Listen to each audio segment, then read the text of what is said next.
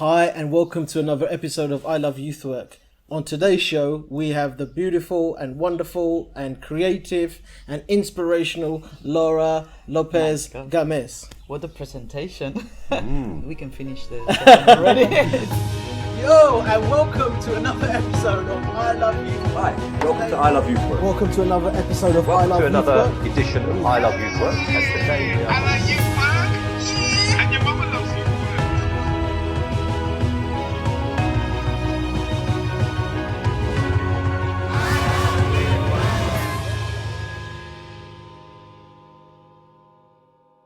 Laura, welcome to I Love Youth Work. If you had to introduce yourself to youth workers listening, how would you introduce yourself? How would I say? The first thing I would say about myself is, I've been working with youth work for the last 2 years. Yeah. My background is psychologist. Great. And I feel it's really important to work with youth, with young people, no? And in a way, we all have a young person inside of us, although sometimes it passes on, no? But Yeah. it's always there, our childhood and our young ages. And we also know how important it is to have, in those years, a reference of somebody that helped you in that moment, no? To go through things. So, I don't know, I think it's part of life and a very important moment in life where many things can change the course of your life. So. And how did it begin for you? How did youth work begin? What made you come to this? Well, really, I started when I was 17. I started thinking on being a teacher because I wanted to help really young people to overcome emotional problems. And I thought, okay, then I'll become a teacher. And from the teacher side, I could help. If I see somebody that's needed, I could. And then I realized that what I wanted is not education in that moment, but more emotional problems. No, so I went through psychology, and I started through psychology, and I started like a personal path. Yeah, that's why I told you that I am working with youth for 2 years now in Euroaccion. Yes. But before I have gone like a really long path in a personal journey. Yes. Okay. And the first maybe 10 years were a search of many things through different therapies, and also not only therapies, but spiritual ways of being, no? Like a searching many things and having a lot of experiences, different experiences. In a way, it was from that teenager part that is searching for something, no? It might be really nice for the viewers to know a little bit more about the organisation, the agency that you're based with. So it's Euroaccion. We are located in Murcia. We are a little office that we share with also... how do you say, like the youth, the more official part, they share with us the space a little bit. And we also have this house that is Casa del Trigo, that is where we do the trainings. Right. I think Diego is had it for many years, 15 more or less. And we do trainings of 7 days, or also weekends. So we have like these 2 places. And the organization, we are like 7 people, and we are like a family. I was the last one to come in. Diego, I think, with Noemi were the first one. And they have gone through many different stages. And what I would say is that we have different expertise. Like Diego is, for example, right now in more expert on Gestalt theater. Then we have also Fede in non-violent communication, more in human rights, as well as Magda, more in the educational path. Also with gender, they're a specialist in gender issues. And also we work a lot with volunteers. We have like 16 volunteers coming to Murcia more or less every year, and also going away from across Europe. Yes, they're coming, and we put them in different organizations doing volunteer service. So we have a lot of volunteers, and also sending from Murcia to everywhere in Europe, even in India, and in several places, in Tunis as well. So, What's youth work like in Spain on a more of a wider context? Is it, you feel it's well supported by government and the public generally? No, I think. How would you describe it? Well, I tell you that I've only been like 2 years, so I'm not an expert on the field. But I think Europe, for example, is giving much more funds for this, and we really live from Europe. Some banks are giving us some like financiation, like to make some local interventions. In Lorca, we have funds from La Caixa that we're working on. Icaro, that is a project on non-formal education on schools. So we are having support for this project. But the rest is really, I don't think that they're giving much funds for these type of situations. And do the public appreciate what youth workers are? Do you think when you're meeting people who are not youth workers or parents, do they understand? Is youth work a career that people want to go into in Spain? It is, because there is some, I think that's, in a way, I don't know, young people in Spain are really, in a part, human, maybe in all countries, no? But they do give it value, but then it's not supported, really. It's not something valued in, how do you say, in economic level, no? It's like the salaries are really low, and you work so much and you can't even live with that salary. Sure. But there is like a vocation behind. And this is what pushes people, and to change a little bit the world, no? To make it a little bit better.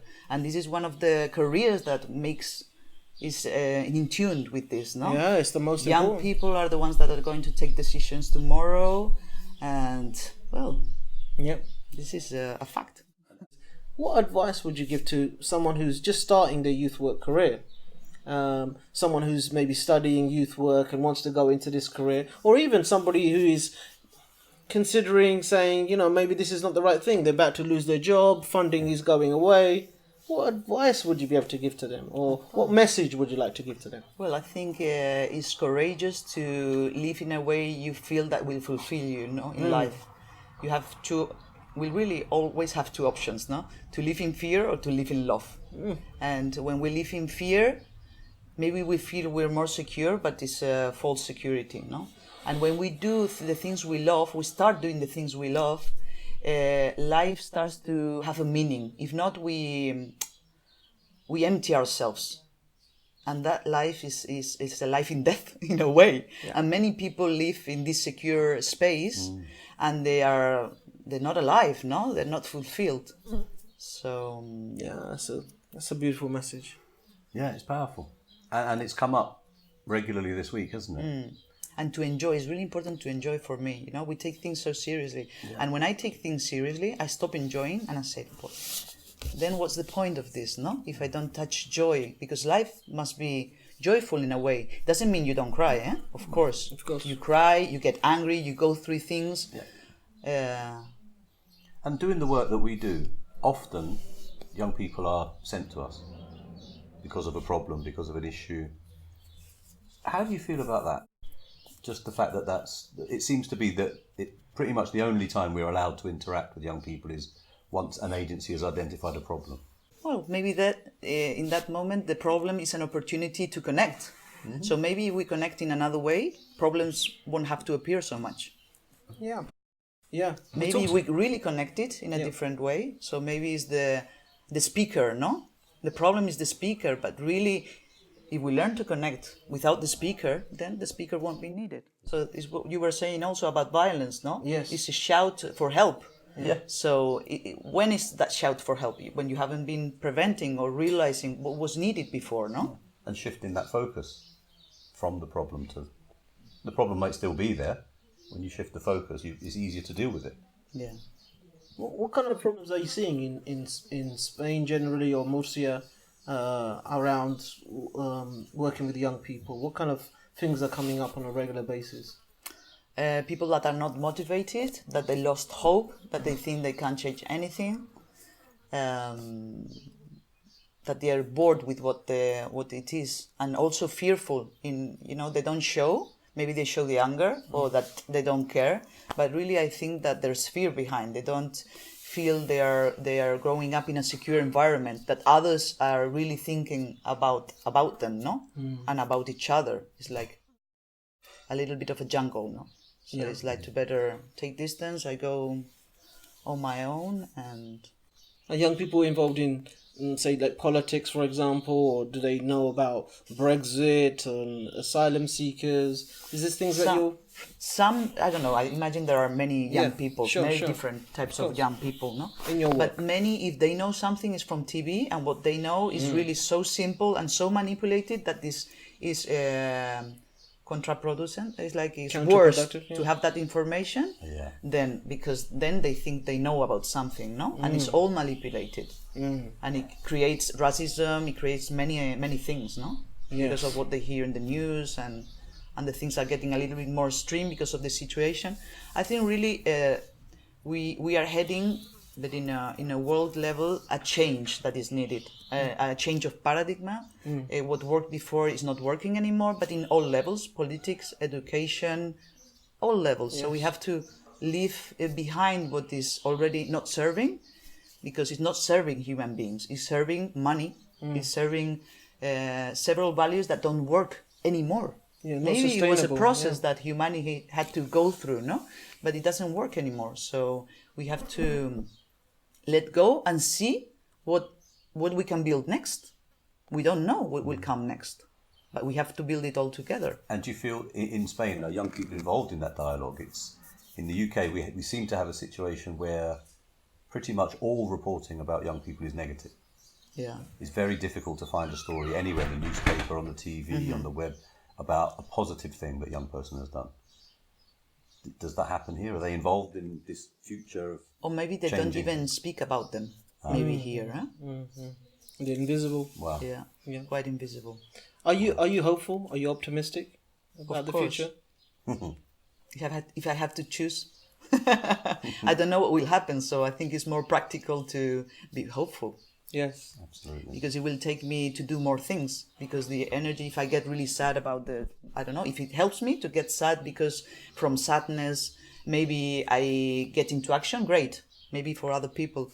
But I think I do believe in human being completely. And I think that everything is an opportunity. Even a really dramatical situation can take you a step further. So I don't have the interpretation that everything that comes is bad, you know? I try to step out from when I remember. Of course, I do it, no? I judge. I want this, I don't want this. Sure. But I try to go beyond. I think now what I want is to go beyond this duality thing of good and bad. I think that the really dramatic situation that I had in my life, I can take many good things from it. And maybe really nice situations, I don't know. You can also take many bad things from it, no? Yeah. So I try to look at the side that makes me evolve, no? And we've been sharing good practice between colleagues across Europe. Can you say a little bit about that? The benefits of what you've taken from sharing good practice from our colleagues from across Europe? Yes, I had with 4 European projects. I had 2 that I had some people and some colleagues where I felt how lucky I am, you know? I am being so rich with their practice. And I saw maybe other projects that we had in the organization, and I felt lucky in a way, no? Because I could see the part that, oh, look, from this partner I can get this, no?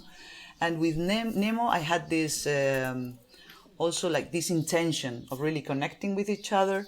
And for me, it was really rich what I saw from your work. And not only rich, but really focused me on the path that is already there in me. But I thought, okay, they're doing the same, and they have, in a way, become a master, because you have been doing it for many years. Okay, we're always learning, no? Yeah, of course. But I saw some common points, and it made me my process more clear about, okay, this is what I think also. This is what so I was building a little bit the puzzle. Yeah. And this powerful thing about conversation is one of the main things that I take from... Because one thing is when you open a toolbox and you have exercises, no? Okay. But anyone can do that. I think the most difficult thing is the way of being. And what you do, a same exercise, one person and another person will change completely your world. It's how you do it. It's how you do it. And that is really related to who you are, who you have become. So I think the path is in that direction. Of course, then you can use ideas, you can get creative, you can use exercises, but I think the main thing is to work from this space, no? Yeah.